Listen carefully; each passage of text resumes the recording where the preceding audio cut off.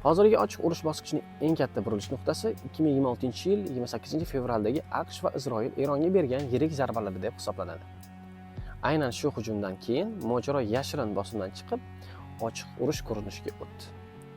Eron bu zarbalarni oddiy signal emas, balkim to'g'ridan-to'g'ri urush deb qabul qildi. Va bunga javoban Eron Isroilga ham AQSh harbiy mavjudligi bor Fors ko'rfazida davlatlari tomon ham raketa va dronlar bilan zarba bera boshladi. Masalan, Qatar, Bahrayn, Kuvayt va Birlashgan Arab Amirliklari kabi davlatlar ham xavf zonasiga kirdi.